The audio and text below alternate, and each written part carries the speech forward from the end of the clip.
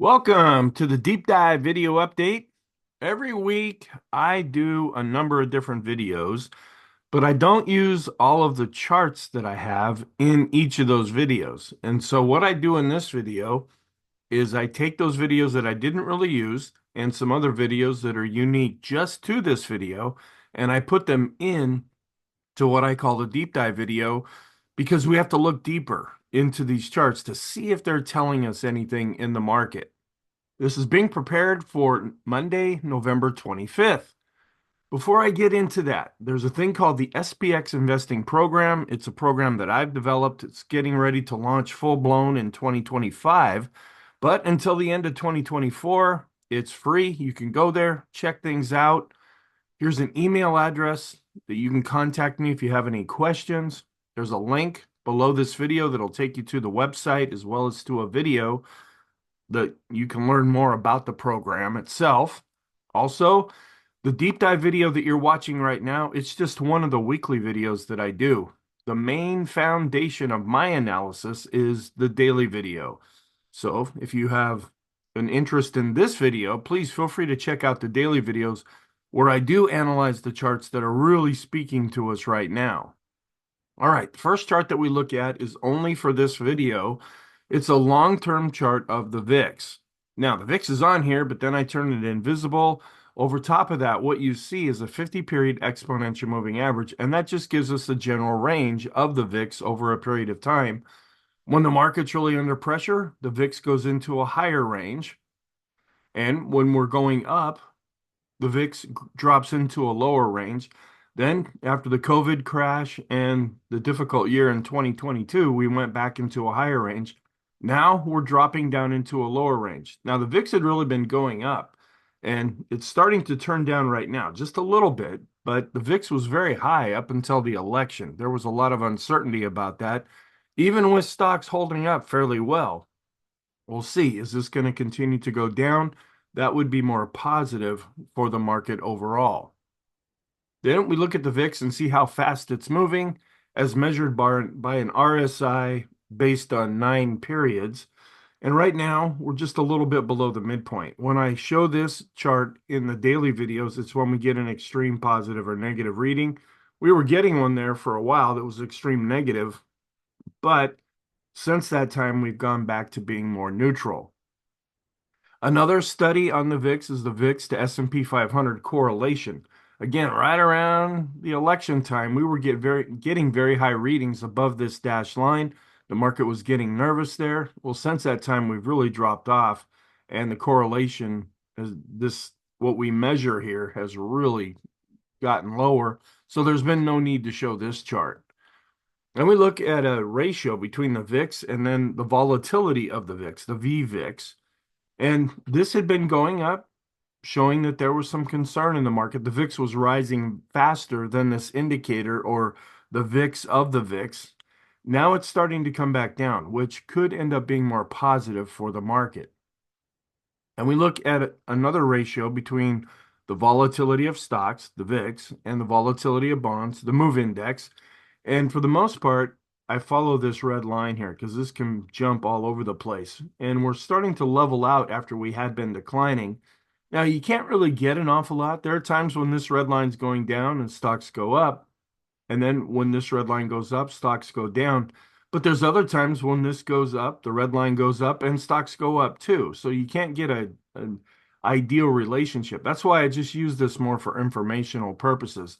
But the fact that we were coming down a little bit as stocks were doing quite well, setting all-time highs with the S&P, but bonds have been under pressure since the Fed came in and started cutting rates. Interest rates are actually going up as the Fed is making rates go down.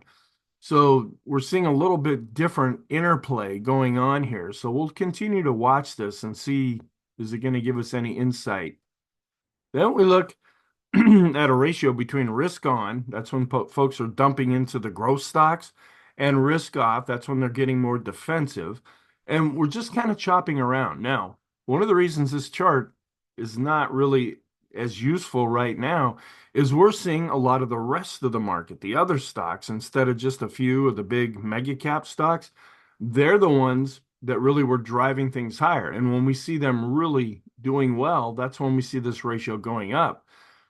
But this can also be taken as positive because we've been chopping around lately and not really breaking to the upside or downside. That can just mean that other stocks within the S&P and throughout the broader market are seeing some gains that were earlier in the year pretty much reserved just for the big mega caps. So I only show this chart when we're really screaming up or screaming down, and we're just kind of chopping around currently. And we compare large caps, the Russell 1000, with the Russell 2000, which are the small caps. And yeah, small caps, they're coming on. If you watch the other videos that I do, the large cap, or excuse me, the small caps ended up having about the best week. But we've been fooled by this before. We're coming into a season where small caps typically will see more favor. It's called the Santa Claus rally and the January effect, and that can carry through into the beginning of 2025. But we see small caps really gun to the upside and then spend a number of days giving back their gains. And then a little while later, a month or two, they gun to the upside again. Is that going to be what happens now? Well, we're not really seeing any real big move. This is similar to the previous chart where we really watched for this to go up or down, and it's pretty much been chopping sideways. And just for informational purposes, if we go back to the high that was set in January, early in 2022, we're up 23.88% from that previous all-time high. Then we ran into 2022 and we hit the low in October of 2022. We're up 70.82% from that low. And then we were humming along. And then a year ago, we had a difficult time in October. We ended up bottoming and then going up. We're up 45.46% from that low as well. So you can see where the market has been really strong. Then stockcharts.com has this thing called technical alerts. And if they're negative based on whatever it's measuring, it's red. If they're positive, it's either blue or green. And I always say, depending on what color you see here, and we can see earlier in the week, we were getting an awful lot of red. The market was giving us mixed signals, and we were seeing some positive things based on moving averages.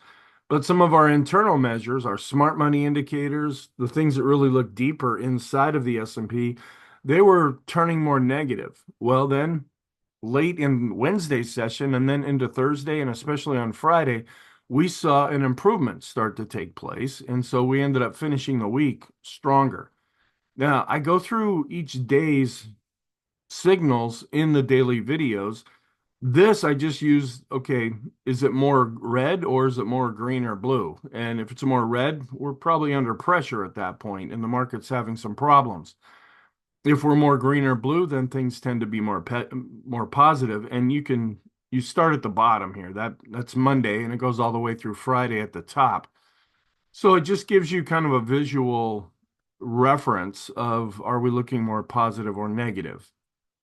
Then stockcharts.com also has this thing called technical scores where it takes a bunch of different indicators and puts them on a scale, and the higher the score, the better looking that chart, and it tries to remove all emotion from that, and it scores them from 0 to 100.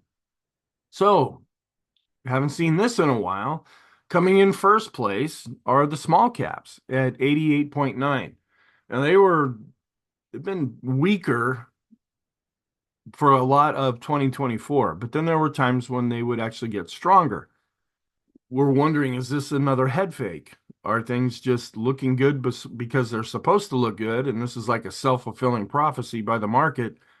Or are we going to actually see some follow through with this?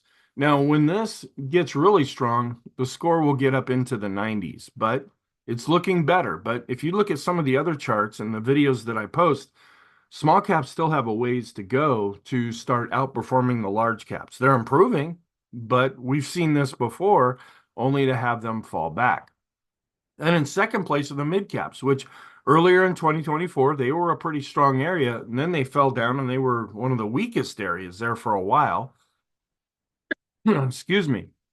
But now they're coming on in second place at 84. Then we have the Dow, which is coming off of recent all-time highs, coming in at 81.1. And what has been in first place a lot of 2024 is the S&P 500. Now it's dropping down a little bit as the large caps have been underperforming the mid caps and the small caps. We're wondering if that's going to continue. Excuse me. And then in last place is the index for a lot of 2024, which was in first place, or the QQQs. This is the NASDAQ 100 coming in at 63.3. Now, they're all doing okay. They're all above 50. But if we can get some of these indexes up into the high 80s, into the low 90s, then they're looking even better. And a short-term chart, this is a rainbow chart, and it uses short-term moving averages, starting at the 10 period and going up to the 50 period simple moving average, just to give us a visual representation of what is the short-term trend. When we were under some pressure, where we really shot up after the election and then we pulled back, we came down into the rainbow. Now we're starting to come back up out of the rainbow again, so the short-term trend is looking more positive. And same thing here with the intermediate term, going from 50 periods up to 100 periods. We never came down into the rainbow as we were pulling back, and now we're starting to go back up. And because we're above all these lines, all the lines continue to go up and they're still flattening out. This is showing that the intermediate term trend is intact. Then we look at the CMB composite. I was using this when we really shot up after the election. I just use this like an overbought or oversold indicator when we get an extreme reading. And so I was including this in the videos then. Since that time, we've dropped back. And we look at Bollinger Bands, another similar overbought, oversold type of an approach here, where we don't usually get above the upper or lower Bollinger Band very often. And when we do, it tends to not last very long. Well, we were showing this right after the market really shot up, and it was that way for about 3 days. And then usually it's a combination of the two where we go sideways to down with price, but the Bollinger Band keeps going up, and that wears off this extreme reading. Right now, we are positive though with this because we're above the midpoint, but we're not getting an extreme reading.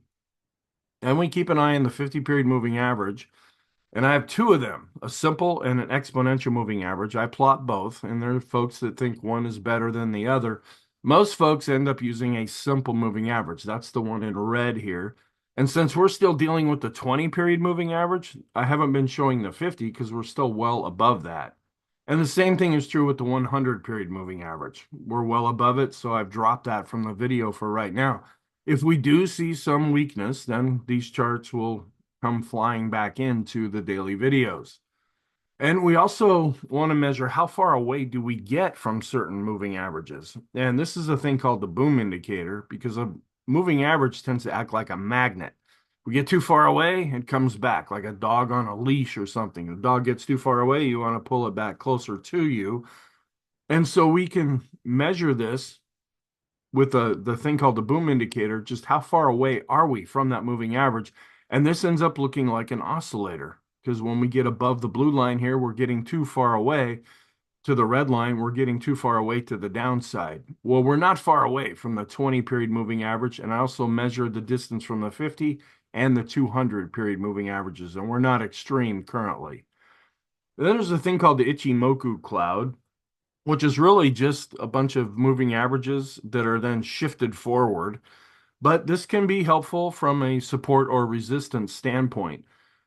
One of the uses of this is that as long as we're above this cloud here and it's green, green is positive or red is negative, that also shows that price action is more positive as well. And then there's some studies that are put on here. And as a rule of thumb, when the blue line's above the red line, we're positive. And that's what we're seeing right now. There's also another green line back here that is also going up after it had been declining, and that's positive. So I don't show this because it's being confirmed in other charts that we look at, but this just confirms that things are currently quite positive. Then the Ulcer Index, which was developed a long time ago, mainly to use with mutual funds, because they're just based on a closing price, like a net asset value of a mutual fund is. And then if we're above the moving average, there's a lot of fear coming into the market. And we use this kind of like the VIX, where when the VIX is high, it's time to buy. When the VIX is low, it's time to go. Well, right now we're right at the moving average. It's not really giving us a very high reading, meaning that there's a lot of fear. It's not giving us a really low reading either, showing that the market is more complacent. And then I do show a variation of this in the daily videos. It's the advanced decline ratio. And I show two things on that other chart, a 19-day, which is more short term, and then a 39-day, which is more intermediate term. Well, this breaks it out and uses it like an oscillator just based on price on the 19-day. And when we're above zero, that's positive. Well, this also includes volume. And so when we're above zero here, that's also positive. And we're not getting an extreme reading. If we get extreme positive or negative, then that'll be when I start showing this in the daily video. And then this is longer term. And for much of 2024, we were getting very high readings with the 10-day average of the S&P 500 highs minus the lows. It's dropping off now. Now, this takes longer to go. It took longer for it to come down and drop below this green line, but it's starting to come back up a little bit. And it's going to take a while if we stay positive for this to go back above the green line. For most of 2024, we have been positive here. And that just shows good longer term momentum in the market. Now, if this doesn't improve and over a period of time, that's going to cause us a little bit of a concern. We want this to get back up and give us positive readings. If it does that, then that'll just confirm what we're seeing because this is one of the internal measures, the highs minus the lows in the S&P. If those are healthy, then the overall S&P is healthy too. And we want to see how far away are we from the 200-day simple moving average. Right now, it's a bit over 9% with the current reading here. And we do use this if we get up to like, this is kind of like the boom indicator. If we get about 15% or so away from the 200-day moving average, that's when we start to get concerned, but we're not there right now. Then this is just another measurement, and I would take the other chart because I actually use a spreadsheet to calculate those other percentages. This is more just a visual eyeballing of it overall. And we're up over 30% now from the October 2023 lows. And another momentum oscillator called the Connors RSI, it gyrates all over the place on a daily basis, but I only use this when it's extreme positive or negative, and we're not getting that right now. Then the anchored moving averages, you can put these on here, and these are calculated and used a little bit differently, where regular moving averages use historical data to calculate where things are at right now. The idea behind anchored moving averages is that it projects things forward. It goes, I usually use them from a low. You can also use them from a high to see if we were coming down. We had this low that was set at the end of October. I put another one on here. We actually broke below that, but it didn't seem to matter. The longer term the anchored moving averages, probably the more important it is. And we're bouncing back up above this, and we're above all the other anchored moving averages. Also, you'll notice that all of these lines are going up, and that tends to be positive as well. But we're not really getting any much insight from this chart currently, other than that it's positive and confirmed what we're seeing. It does confirm what we're seeing in other charts. Then standard deviation, it doesn't measure direction, it measures speed. And when we really shot up after the election, we saw standard deviation really picking up. Well, then we came back down and we kind of chopped sideways for a while, and that really brought the standard deviation reading down back below its moving average as we slowed down. Then we just keep an eye on the S&P 500 and compare it with the S&P 100. Now, as we've really been coming up out of the lows set back in October 2022 and then the other lows in October 2023, the S&P 100 it has been really outperforming. Those are the biggest stocks that make up the S&P 500. We're seeing a little bit of shift now, where the S&P longer term, the S&P 100 is still outperforming, but not with the magnitude that we were seeing earlier. And we'll just keep an eye on this. We like to see them generally going more in lockstep with each other, and they are. But then I use other studies to see, okay, which one is outperforming? And we're seeing just a subtle shift right now. We're wondering if that's going to continue or if it's going to go back to the S&P 100 really outperforming the S&P 500. Point and figure chart here. If we're going up, we get X's. If we're going down, we get O's. And this has to move a certain number of points before a new X or O is actually drawn. We didn't have any new X's or O's. We didn't move enough for that to happen, either to the upside or downside. So I only show this when something new happens on this chart. We're still working off of a triple top breakout that was generated on November 6th. I believe that is right there. So this is pretty positive. We're seeing lots of X's. We're seeing everything going up. We're seeing some blue trend lines also going up as well. So this is also showing that things are positive. And this doesn't take time into account. You can get another X drawn the same day, or it might take a year before another exit actually comes in and is drawn. It just calculates the movement of price. Then we have another long-term rainbow going from 50 periods up to 250 periods, and we never even came close to coming down as we were pulling back here, and all the lines are continuing to go up, and this just suggests that the long-term trend is comfortably positive right now.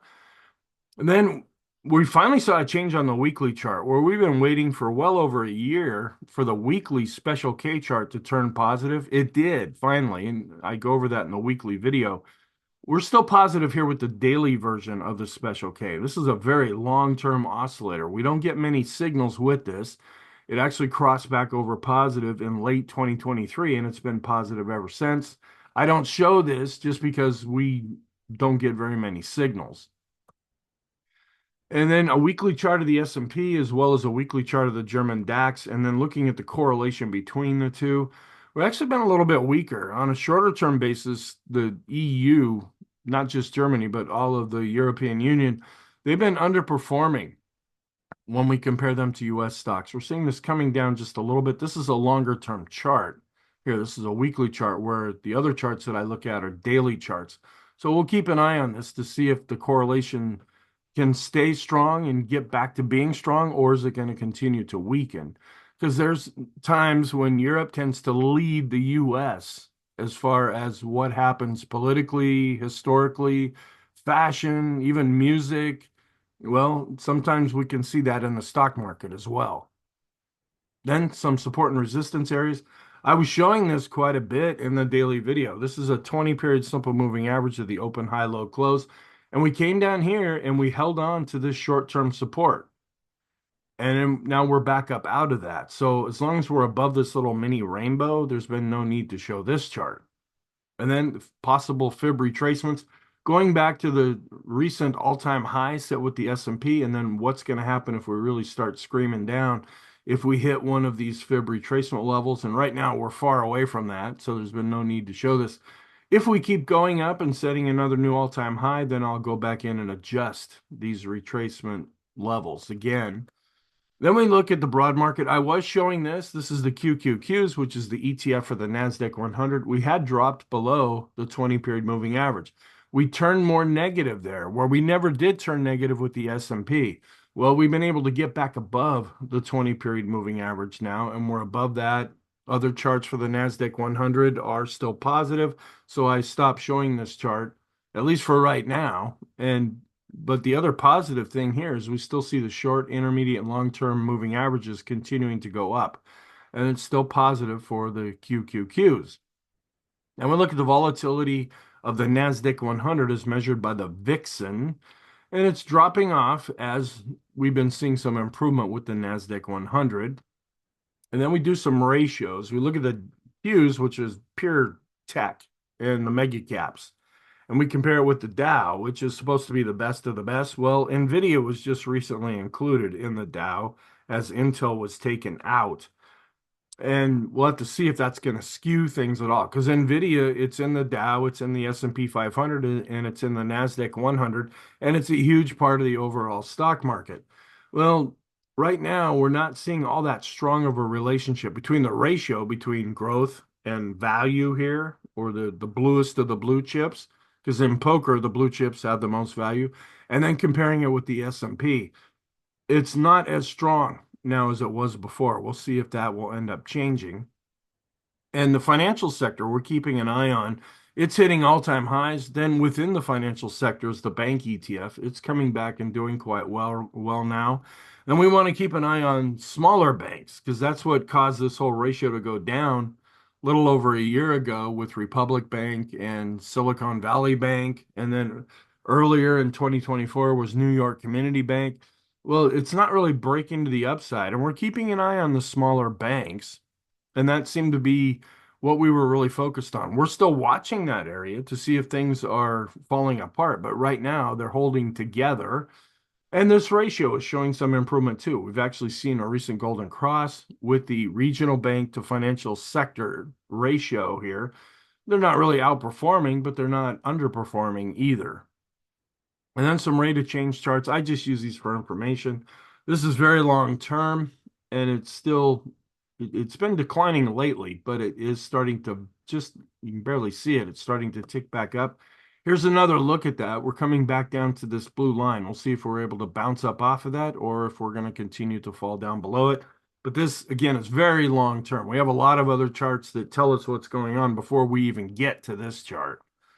Now we keep an eye on bonds, and we're a little bit concerned about this because when this ratio is going up, and what this does is it compares cash with 3 to 7 year bonds based on price. And back in late 2021 into 2022, this ratio was really going up because there was uncertainty about interest rates and inflation was going up during that time. Well, then when we're coming down, I mean, it's like, okay, inflation's coming down, interest rates are going down. But now, since the Fed cut rates, this ratio is starting to go back up. Now, what's the context of that? And that's why I put this question on here. Is it because inflation is a problem? Well, not necessarily, based on the reports that we've been getting. It could come back, and the market may be trying to front run the idea that inflation is going to go up. But is this also predicting economic growth? And that can be more positive. You can have inflation and you can even have interest rates going up as long as you're getting economic growth that is even more powerful than how we're seeing inflation and interest rates going. But this is a little strange and not necessarily what you would think would be going on. So we're watching this and just trying to develop what is the context for the reason behind this. It was pretty easy to pick out earlier on. We're going up, that's negative, and stocks are usually going down. This is where it was going up, then it was starting to come down, back up, back down. Now it's going up, but the context, again, seems to have changed here. But we're not seeing as drastic of a move here when we compare TIPS, which are Treasury inflation protected securities, with 3 to 7 year bonds. Yeah, it's going back up and the uptrend is in place here. And before, this meant that there were inflation worries. Well, the fact that this isn't going up as much may mean that the overall market environment could be shifting to more one of economic growth. Now, it could always switch back and it could start freaking out about inflation again, and interest rates could continue to go up to the point where they're really hurting stocks. That's what we're watching for, just to see what, with these ratios going up, what's that doing to stocks. And then we look at the long-term bond ETF. This is based on price. That's in blue and comparing it to the S&P. And we're getting a little bit stronger with our short-term correlation based on 10 periods, but we're still not seeing a long-term correlation. And you can see just by looking at this, the red line's going up while the blue line's been going down. And that's what this tries to measure. What's the correlation here? It's in the long term, they're going in opposite directions. They were improving in the short term, where they're having more of a tendency to go in the same direction, but even that's starting to wear off a bit now. And we do that same thing with looking at the QQQs, where they are going in opposite directions. The TLT, the long-term bond ETF, that's in red. It's been going down as the QQQs have been going up, and that's why we're seeing this long-term correlation weaken as well. Then we look at the 10-year yield and subtract the German 10-year yield, and because U.S. rates are higher, we get a positive result, and that's been going up. And then what's interesting is this, quite often, when there's a high degree of correlation, if this top chart is going up, that means that the bottom chart is going up. And we're seeing, excuse me, it's really in the middle, the US dollar index. And we're seeing a pretty high correlation between them right now. That's what we use to compare down below. The dollar's just been really strong. It was before the election, and now it's staying strong after the election. It's still in downtrends as I measure them with a 50-200 moving average crossover, but it's really improving. And that could be that there's optimism about the election worked, and they like that the incoming president was a businessman. He's already served 4 years before, and there may be tax cuts, there may be advantages for businesses. And when you take all that together, that tends to help a country's currency to increase in value. And that might be what we're seeing right now. Then we keep an eye on the 2-year yield and compare it to the S&P 500. Not really seeing what we were seeing before, where we top out with the 2-year yield and then fall back. That usually really helps out stocks in the shorter term, as it has before. Well, it's helping things out here, but now we've been coming back up with the 2-year yields. And so we're not seeing the same basic relationship that we were seeing before. And then we want to keep an eye on the 10-year to the 2-year yield curve. We did go back above this blue line, which means we're uninverted now. We're going back to normal, but we're getting close here. And I mentioned this pretty much in every daily video. We're not quite back up to zero yet. It has been coming back up. This measures the 10-year to the 3-month yield curve. And everybody has an opinion about this.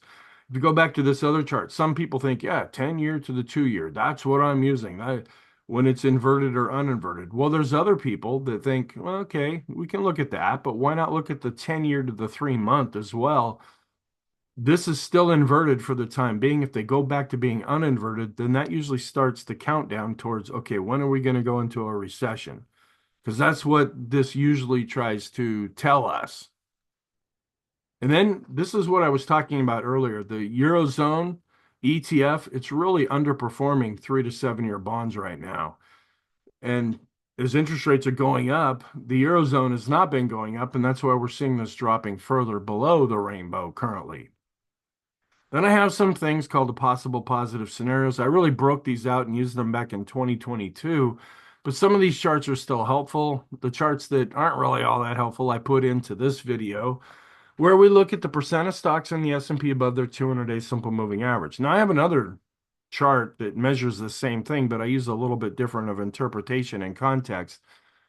The takeaway from this one is when we're above 50, we're positive. Okay, and we are.